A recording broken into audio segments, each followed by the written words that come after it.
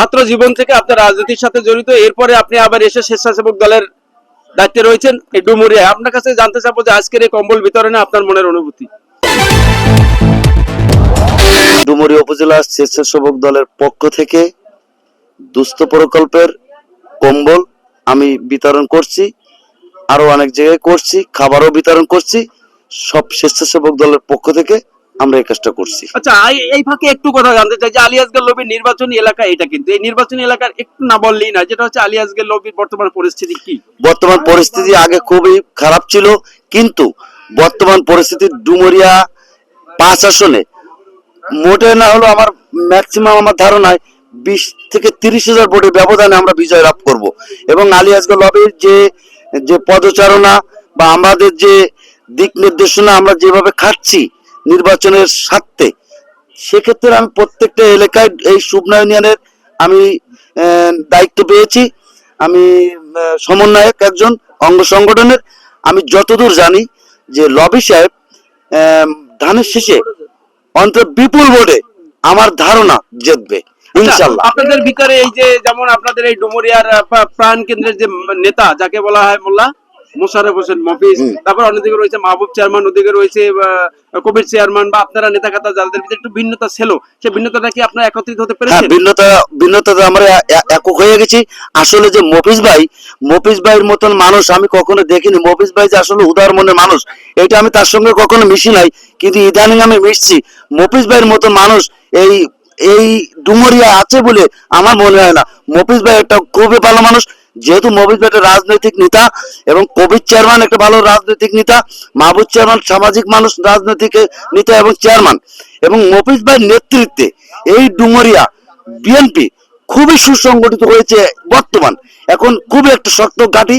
এবং আলিয়াজগাঁও লবির পক্ষে যে বিপুল ভাবে মানে শ্রম দিয়ে যেভাবে গাইড করতেছে মফিজ ভাই এবং রুবায়েত ভাই, আর আমরা মফিজ ভাই এবং রুবায়েত ভাইয়ের নেতৃত্বে আমরা যে সমন্বয় শুভনা ইউনিয়নের স্বেচ্ছাসেবক দলের পক্ষ থেকে সমন্বয়ে আমি যতদূর জানি 20 থেকে 30,000 ভোটের ব্যবধানে আমরা আলিয়াজগাঁও লবিকে ইনশাআল্লাহ আমরা জিতাবো, এই আশা আমার বিশ্বাস। বৃন্দ, আপনারা জানছেন যে রুবায়েত ভাই এবং মফিজ ভাই মানে ডুমুরিয়া, ডুমুরিয়া মানে মফিজ ভাইয়ের বিকল্প ডুমুরিয়ায় কিছু নাই।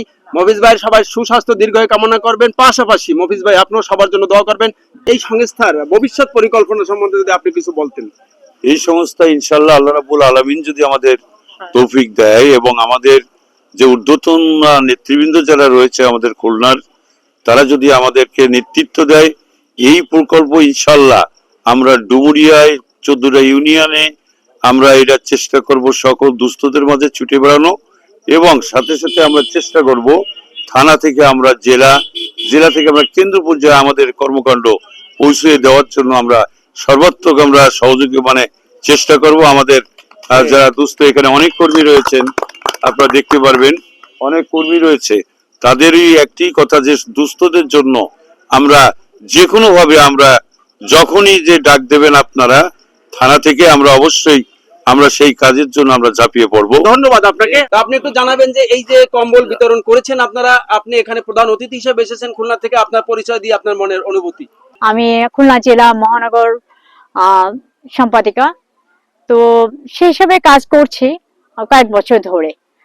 তো আমি জানি না আমার আসলে কাজ কিরকম হচ্ছে বা কিরকম আপনাদের মাঝে আমি এসে কতটুকু কি করতে পেরেছি বলতে পারবো না, বাট হাবিব ভাইয়ের মাধ্যমে যতটুকু আমরা থেকে কাজ করি, আমার মনে হয় আমরা মন থেকে তৃপ্তি সহকারে কাজ করি এবং করতে ইচ্ছুক, আরো করতে ইচ্ছুক। আমাদের সঙ্গে যদি আপনারা যারা আছেন তারা যদি একটু সহযোগিতা করেন, তো এই চিংড়া গ্রামে যারা বড় বড় মান্যগণ্য ব্যক্তি আছেন তারাও আজকে নিউজ দেখবেন, তারাও হয়তোবা এই নিউজ দেখে তাদের ভিতরে হয়তো মানসিকতা উদার আসবে যে আমরাও হয়তো কিছুটা গরিবের মাঝে বা যারা প্রতিবন্ধী আছেন, যারা লেখাপড়া বাচ্চাদের করাতে পারছেন না বা যারা অসহায়, তাদের যেন হাবিব ভাইয়ের মাধ্যম থেকে বা যাই হোক এখানে যারা আরো আছেন তাদের মাধ্যম থেকে আপনাদেরকে যেন সহযোগিতা করতে পারেন।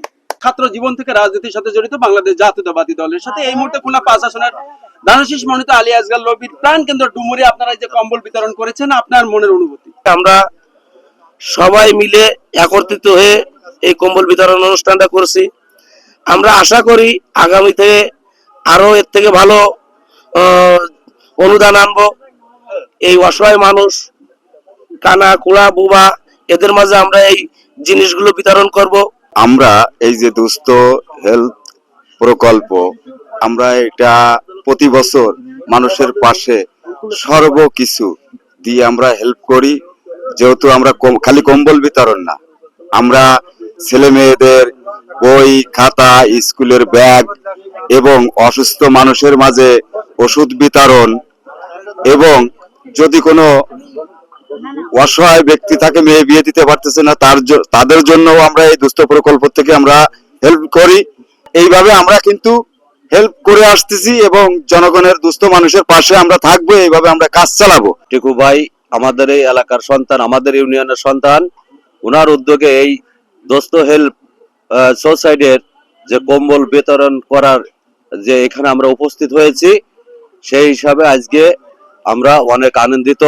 দর্শক, আমরা একজনের কাছে কথা না বললেই নয়, যার আন্তরিকতায় আন্তরিকভাবে আনন্দিত অত্র এলাকার নেতা কর্মী এবং জনতা, যার ভালোবাসায় আমিও আন্তরিকতা।